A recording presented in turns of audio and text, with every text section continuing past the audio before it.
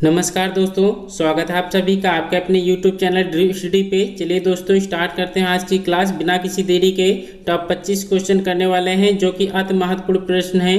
पहला प्रश्न आपके स्क्रीन पर दिया गया है, निम्नलिखित में से कौन सा शब्द तत्सम है? कौन सा शब्द तत्सम है? नीचे दिए गए ऑप्शन में से कौन सा शब्द तत्सम है? तो कौन सा इसका सही जवाब होगा? तो ऑप्शन नंबर कौन सा इसका बिल्कुल सही जवाब होगा। यहाँ पे चारों ऑप्शन जो दिए गए हैं ये तद्भव शब्द हैं, तो चारों जो है तद्भव शब्द हैं, इसमें कोई भी ऑप्शन तत्सम शब्द नहीं है। अगला प्रश्न आपसे पूछा गया है, लाल पीला होना मुहावरे का सही अर्थ है। लाल पीला होना मुहावरे का सही अर्थ क्या होगा? कौन सा इसका सही जवाब होगा? तो ऑप्शन नंबर ए जो है बहुत गुस्सा होना जो है मुहावरे का सही अर्थ होगा। लाल पीला होना यानी बहुत गुस्सा होना मुहावरा सही होगा। तो ऑप्शन नंबर ए जो है इसका बिल्कुल सही जवाब होगा। अगला प्रश्न आपसे पूछा गया है, पर कारक जो है किस प्रसर्ग है? पर जो है किस कारक का प्रसर्ग है आपसे पूछा गया है। नीचे दिए गए ऑप्शन में से सही जवाब बताना है। तो अधिकरण कारक जो है इसका बिल्कुल सही जवाब होगा। तो ऑप्शन नंबर डी इसका बिल्कुल सही जवाब है। अगला प्रश्न आपसे पूछा गया है, निम्नलिखित में से कौन सा शब्द स्त्रीलिंग है? स्त्रीलिंग शब्द पूछा गया है आपसे, कौन सा शब्द स्त्रीलिंग है? तो ऑप्शन नंबर सी जो है जमीन जो है एक स्त्रीलिंग शब्द है। तो ऑप्शन नंबर सी जो है इसका बिल्कुल सही जवाब होगा। अगला प्रश्न आपसे पूछा गया है, सभी लोग कमेंट्स बॉक्स में आंसर करेंगे। ऊपर की ओर उछाला हुआ के लिए एक शब्द क्या होगा? ऊपर की ओर उछाला हुआ के लिए एक शब्द क्या होगा? तो उत्क्षिप्त जो है इसका बिल्कुल सही जवाब होगा। ऑप्शन नंबर बी इसका बिल्कुल सही जवाब हो जाएगा। अगला प्रश्न आपसे पूछा गया है, निम्नलिखित में से कौन सा समुद्र का पर्यायवाची शब्द नहीं है? कौन सा ऑप्शन जो है समुद्र का पर्यायवाची शब्द नहीं है? नीचे दिए गए ऑप्शन में से समुद्र का पर्यायवाची शब्द कौन सा नहीं है? तो अम्बुद जो है ये बादल का पर्यायवाची शब्द होता है। तो ऑप्शन नंबर ए जो है समुद्र का पर्यायवाची शब्द नहीं है। तो ऑप्शन ए जो है इसका बिल्कुल सही जवाब होगा। अगला प्रश्न आपसे पूछा गया है, निम्नलिखित में से वर्तनी की दृष्टि से शुद्ध शब्द का चयन करना है। शुद्ध शब्द कौन सा लिखा गया है आपसे पूछा गया है। तो ऑप्शन नंबर बी जो है अनुषंगिक जो है इस प्रकार से शुद्ध रूप से लिखा जाता है। तो ऑप्शन नंबर बी जो है इसका बिल्कुल सही जवाब होगा। अगला प्रश्न आपसे पूछा गया है, अंतिम में किस प्रत्यय का प्रयोग हुआ है? अंतिम में किस प्रत्यय का प्रयोग हुआ है? तो जो शब्द के अंत में जो है लगता है शब्द उसे प्रत्यय बोलते हैं। तो इम जो है अंतिम में प्रत्यय लगा हुआ है। तो ऑप्शन नंबर सी जो है इसका बिल्कुल सही जवाब होगा। अगला प्रश्न आपसे पूछा गया है, कला प्रवीण में कौन सा समास है? कला प्रवीण में कौन सा समास है?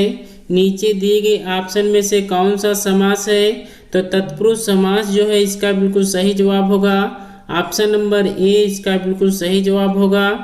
अगला प्रश्न आपसे पूछा गया है, कोई शब्द में कौन से विशेषण का बोध होता है? कोई शब्द में कौन से विशेषण का बोध होता है? तो सार्वनामिक विशेषण इसका बिल्कुल सही जवाब होगा। ऑप्शन नंबर बी इसका बिल्कुल सही जवाब हो जाएगा। अगला प्रश्न आपसे पूछा गया है, निम्न में से सममात्रिक छंद कौन सा उदाहरण है? सममात्रिक छंद का कौन सा उदाहरण है? नीचे दिए गए ऑप्शन में से सममात्रिक छंद का उदाहरण बताना है। तो ऑप्शन नंबर सी जो है चौपाई जो है सममात्रिक छंद का उदाहरण है। दोहा सोठा ये जो दोनों है अर्ध सममात्रिक छंद है। तो ऑप्शन नंबर सी इसका बिल्कुल सही जवाब हो जाएगा। अगला प्रश्न आपसे पूछा गया है, करुण रस का स्थायी भाव क्या है? करुण रस का स्थायी भाव बताना है। नीचे दिए गए ऑप्शन में से सही जवाब बताना है। तो करुण रस का स्थायी भाव जो होता है वो शोक होता है। तो ऑप्शन नंबर बी इसका बिल्कुल सही जवाब हो जाएगा। अगला प्रश्न देखते हैं क्या पूछा गया है, निम्न में से दीर्घ स्वर कौन सा है? दीर्घ स्वर का बताना है आपको। दीर्घ स्वर कौन सा है? तो ऑप्शन नंबर ए जो है बड़ा आ जो है दीर्घ स्वर है। तो ऑप्शन नंबर ए जो है इसका बिल्कुल सही जवाब हो जाएगा। अगला प्रश्न आपसे पूछा गया है, निम्न में से अंतस्थ व्यंजन कौन सा है? अंतस्थ व्यंजन कौन सा है? तो ऑप्शन नंबर डी जो है या, रा, ला, वा जो होता है ये अंतस्थ व्यंजन होते हैं। तो यह जो है ऑप्शन नंबर डी में दिया गया है। तो ऑप्शन नंबर डी इसका बिल्कुल सही जवाब होगा। अगला प्रश्न आपसे पूछा गया है, निम्नलिखित में से रूढ़ शब्द का चयन करना है। रूढ़ शब्द कौन सा है आपसे पूछा गया है। तो ऑप्शन नंबर सी जो है इसका बिल्कुल सही जवाब होगा। नाक जो है रूढ़ शब्द है। तो ऑप्शन नंबर सी इसका बिल्कुल सही जवाब होगा। अगला प्रश्न आपसे पूछा गया है, निम्न में सर्वनाम शब्द कौन सा है। नीचे दिए गए ऑप्शन में से सर्वनाम शब्द का चयन करना है। तो कुछ जो है सर्वनाम शब्द है, कुछ जो है अनिश्चयवाचक सर्वनाम है। तो ऑप्शन नंबर सी इसका बिल्कुल सही जवाब होगा। अगला प्रश्न आपसे पूछा गया है, निम्न में प्रेरणार्थक क्रिया को बताना है। प्रेरणार्थक क्रिया कौन सी है। नीचे दिए गए ऑप्शन में से प्रेरणार्थक क्रिया का चयन करना है। तो जगाना जो है एक प्रेरणार्थक क्रिया है। तो ऑप्शन नंबर बी जो है इसका बिल्कुल सही जवाब होगा। अगला प्रश्न आपसे पूछा गया है, भविष्य में होने वाला के लिए एक शब्द है। भविष्य में होने वाला के लिए एक शब्द कौन सा है। तो ऑप्शन नंबर ए जो है भावी जो है इसका बिल्कुल सही जवाब होगा। ऑप्शन नंबर ए इसका बिल्कुल सही जवाब हो जाएगा। अगला प्रश्न आपसे पूछा गया है, निम्न में वर्तमान काल का उदाहरण कौन सा है। कौन सा ऑप्शन जो है वर्तमान काल का उदाहरण है। नीचे दिए गए ऑप्शन में से वर्तमान काल का उदाहरण कौन सा है। तो वह जाता है जो है वर्तमान काल का उदाहरण है। तो ऑप्शन नंबर सी जो है इसका बिल्कुल सही जवाब हो जाएगा। अगला प्रश्न आपसे पूछा गया है, मैंने यह काम कर लेना चाहिए वाक्य में अशुद्ध अंश कौन सा है। अशुद्ध अंश कौन सा है। तो ऑप्शन नंबर ए जो दिया गया है ये जो है अशुद्ध शब्द है। तो यहाँ पे मैंने नहीं, यहाँ पे मुझे होगा। मुझे यह काम कर लेना चाहिए जो है ये शुद्ध रूप से वाक्य बनेगा। तो ऑप्शन नंबर ए जो है इसका बिल्कुल सही जवाब होगा। अगला प्रश्न आपसे पूछा गया है, निम्नलिखित में से कौन सा छंद का प्रकार नहीं है। कौन सा छंद का प्रकार नहीं है आपसे पूछा गया है। तो दृष्टांत जो है एक छंद का प्रकार नहीं होता है। तो ऑप्शन नंबर ए जो है इसका बिल्कुल सही जवाब होगा। अगला प्रश्न आपसे पूछा गया है, अंग अंग फूले न समाना मुहावरे का सही अर्थ क्या होगा। सही अर्थ आपसे पूछा गया है। तो बहुत आनंदित होना इसका बिल्कुल सही मुहावरा होगा। बहुत आनंदित होना यानी अंग अंग फूले न समाना जो है इसका बिल्कुल सही जवाब होगा। तो ऑप्शन नंबर सी इसका बिल्कुल सही जवाब होगा। अगला प्रश्न आपसे पूछा गया है, निम्नलिखित शब्दों में से तत्सम शब्द को पहचानना है। तत्सम शब्द को पहचानना है। नीचे दिए गए ऑप्शन में से तत्सम शब्द कौन सा है।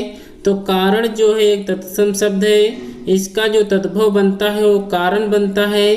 तो ऑप्शन नंबर ए जो है इसका बिल्कुल सही जवाब होगा। अगला प्रश्न आपसे पूछा गया है, निम्नलिखित शब्दों में से तद्भव शब्द को पहचानना है। इस बार तद्भव शब्द को पहचानना है। नीचे दिए गए ऑप्शन में से तद्भव शब्द को पहचानना है। तो जामुन जो है ये तद्भव शब्द है। तो ऑप्शन नंबर बी जो है इसका बिल्कुल सही जवाब है। बाकी जो ए तैल पौत्र जो दिया गया है ये जो है तत्सम शब्द है। अगला प्रश्न आपसे पूछा गया है, इस क्लास का लास्ट क्वेश्चन है। सभी लोग कमेंट्स बॉक्स में आंसर करेंगे। निम्नलिखित वाक्यों में से अपूर्ण भूतकाल को पहचानना है। कौन सा वाक्य जो है अपूर्ण काल का है। नीचे दिए गए ऑप्शन में से सही जवाब बताना है। तो ऑप्शन नंबर ए जो है रामू खाना खा रहा था, यह वाक्य जो है अपूर्ण काल भूतकाल है। तो ऑप्शन नंबर ए जो है इसका बिल्कुल सही जवाब होगा। दोस्तों टॉप 25 क्वेश्चन में से आपका स्कोर कितना बना है कमेंट्स बॉक्स में नीचे ज़रूर लिखना है। चैनल पर अगर नए हैं तो चैनल को सब्सक्राइब जरूर करिएगा। बेल आइकन को प्रेस करना ना भूलें ताकि आने वाली हर वीडियो आपके पास सबसे पहले पहुंचे। डेली टॉप 25 क्वेश्चन यहां पे कराए जाते हैं जो कि किसी न किसी एग्जाम में पूछे गए प्रश्न हैं। तो चलिए दोस्तों आज की क्लास को यहीं पे वाइंड अप करते हैं। मिलते हैं अगले वीडियो में बेहतरीन प्रश्नों के साथ। तब तक के लिए जय हिंद जय भारत।